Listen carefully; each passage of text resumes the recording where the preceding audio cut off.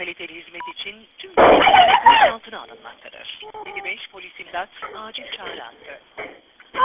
Acil ve suçla ilgili durumlar dışındaki şikayetlerinizi ilgili kurumlara yapın. Daha kaliteli hizmet için tüm görüşmeler kayıt altına alınmaktadır. İmdat acil çağrı attı. Lütfen acil ve suçla ilgili durumlar dışındaki şikayetlerinizi ilgili kurumlara yapın. Adam burada kimse yoktu. Daha kaliteli Burada kimse yoktu. kayıt altına alınmaktadır. Burada kimse yoktu. Adam kapılardı. Suçla ilgili durumlar dışındaki 155. Allah çabuk olursun diye kurban tamam bizi öldürürler. Kim öldürüyor seni? Hayır. Sıranı kapatmandan Cengizler Caddesi'ne çabuk gelin bizi öldürdüler çabuk. Nereye gelelim? Cengizler Caddesi. Sıranı kapatmanın sırayla çaldırdılar bizi çabuk gelin. Kim mi saldırıyor size? Alo. Bana üç apartmanı. Ne üç? Özturan 3 apartmanı. Özturan 3 apartman. Saldıran kim?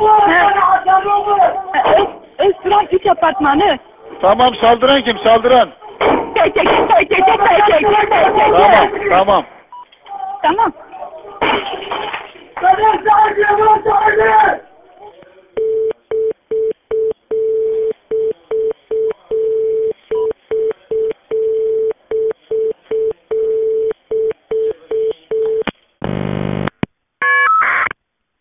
daha kaliteli hizmet için tüm görüşmeler kayıt altına alınmaktadır. 55 polis imdat acil çağrı attı.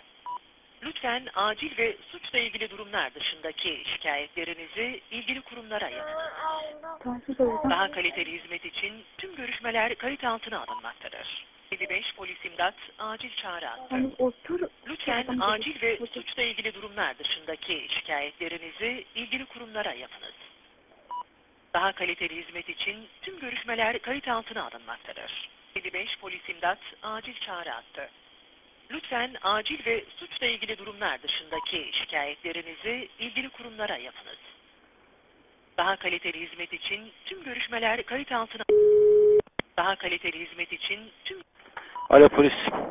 Alo polis lütfen Özturan apartmanı 3 yol beni pazarına karşısına lütfen bir tane bir şey gönderin. Evime şeyler girmiş, bu tekerler girmiş, dışarıdan bir sürü kapımı saldırıyor. Lütfen acil kurban olayım. Neresi orası, hangi mahalle? Özturan 3 apartmanı yoğurt beyni pazarının karşısı, lütfen kurban olayım. Bol olun, kapımı kıracaklar. Güzel ablam, hangi yoğurtçular? Cengizler'deki mi?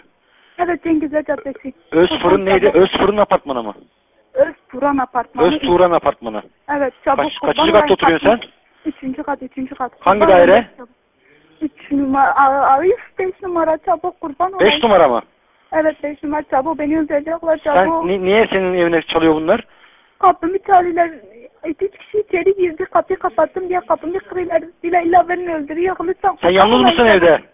Ben yalnızım şimdi. Çabuk. Tamam, sakin ol. Bak ben yardımcı olacağım. Sakin ol. Sen şu an dışarıda... Doğru dışarısı doğru. Kapının önü doğru. Koşun.